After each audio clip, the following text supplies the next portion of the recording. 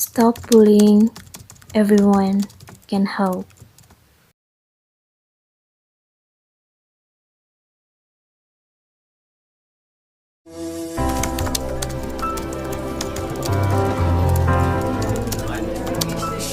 Brille, Alter.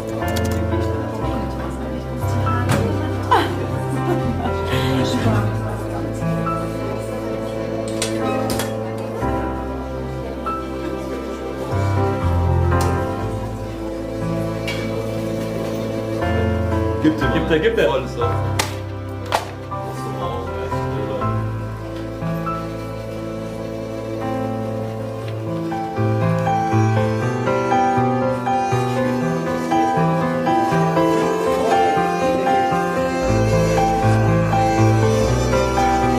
Hey! Schau mal, wer da wieder ist. Rimschnocke.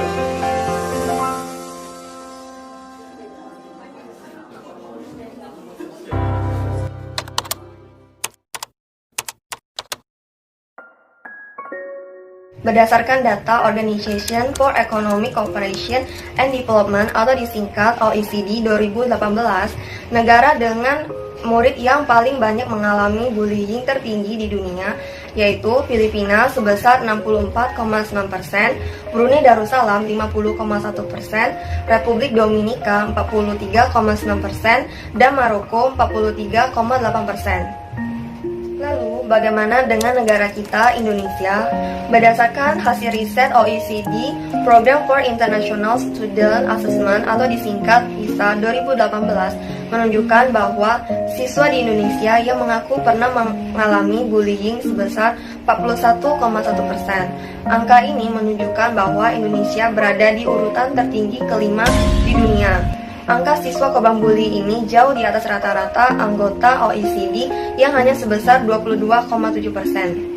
Dikutip dari laporan Republik Merdeka, dalam kurun waktu 9 tahun terakhir dari 2011 hingga 2019 ada 37.381 aduan yang masuk ke Komisi Perlindungan Anak Indonesia. Dari jumlah tersebut, pelaporan kasus bullying di dunia pendidikan maupun sosial media mencapai 2.473 laporan. Tingginya kasus bullying pada anak, sehingga pada kesempatan kali ini kami akan membahas bullying pada anak khususnya di lingkungan sekolah. Contoh nyata dari kasus bullying yang terjadi di Indonesia.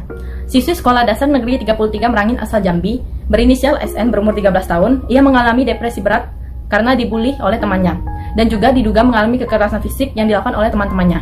Kejadian bullying yang dialaminya terjadi sekitar 1 bulan yang lalu, di mana saat itu korban tidak mau memberikan contekan pelajaran pada teman-temannya, hingga korban mengalami bullying bahkan kekerasan. Setelah kejadian tersebut, sempat terjadi mediasi antara orang tua korban, orang tua pelaku, dan pihak sekolah yang dilakukan di SDN 33 Merangin.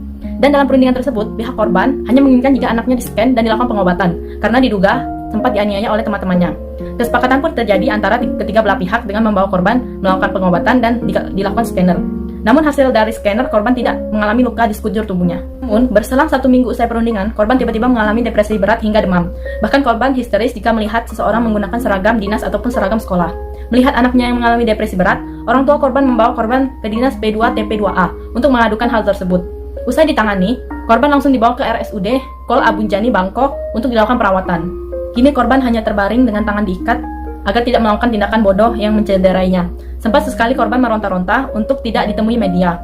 Orang tua korban, Siti Habibah, mengatakan anaknya sudah mengalami depresi berat usai dibullying dan mengalami kekerasan fisik oleh temannya. Lalu kita akan bertanya-tanya mengapa bullying dapat terjadi pada anak-anak. Menurut Pustika Rucita BAMPSI, psikolog klinis dari Personal Growth menyebutkan bahwa ada beberapa sifat atau karakteristik tertentu yang membuat anak menjadi korban bully. Di antaranya pemalu, penakut, memiliki ukuran fisik yang lebih kecil dibanding teman-teman seusianya, berusia lebih muda, atau tidak memiliki banyak teman. Lalu apa saja dampak yang ditimbulkan dari tindakan bullying terhadap psikologi seorang anak? Dampak yang ditimbulkan yang pertama yaitu gangguan mental, di mana anak-anak akan cenderung merasa lebih sensitif, mudah marah, cepat cemas, kemudian keinginan untuk menyakiti diri sendiri, hingga bunuh diri. Yang kedua, menurunnya prestasi di sekolah. Yang ketiga, anak-anak akan cenderung menutup dirinya dari dunia luar. Yang keempat, yaitu anak-anak akan menjadi pembuli atau orang yang membuli orang lain. Hal ini diakibatkan karena rasa sakit hati dan dendam yang dirasakannya selama ini. Lalu hal-hal yang bisa dilakukan oleh pihak sekolah untuk mengatasi bullying agar tidak terjadi lagi di sekolah.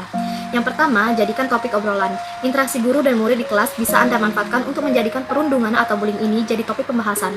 Beri kesempatan murid untuk memahami apa itu penindasan, tindakan apa yang tergolong intimidasi, dan yakinkan bahwa perilaku intimidatif itu tidak bisa diterima. Ajak mereka untuk melawan segala bentuk perundungan. Yang kedua, biasakan kerjasama. Anda bisa membiasakan murid-murid untuk tergabung dalam sebuah proyek kolaborasi. Kebersamaan untuk membuat sebuah karya bisa memupuk kerjasama satu sama lain.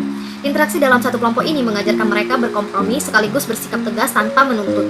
Tapi dalam membuat grup, Anda juga perlu menyusun strategi pengelompokan murid.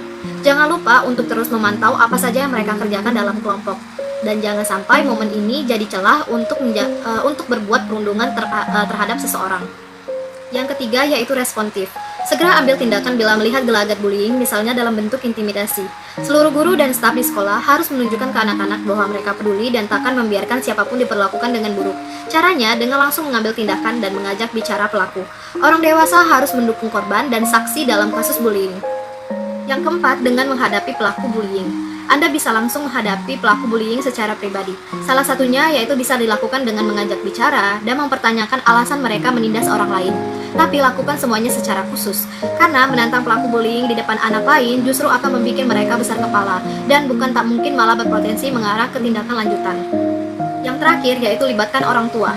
Beritahu orang tua baik dari pihak pelaku bullying maupun korban, dan kemudian konfrontasikan apa saja yang terjadi. Dikutip dari Violence Prevention, Anda harus mendengarkan orang tua yang melapor tindakan intimidasi dan selidiki kasus perundungannya. Dengan begitu, pihak sekolah pun bisa menentukan keputusan apa yang tepat dan langkah selanjutnya. Dorong orang tua korban untuk ikut melaporkan dan mengawal isu pencegahan bullying agar tidak lagi terjadi di sekolah.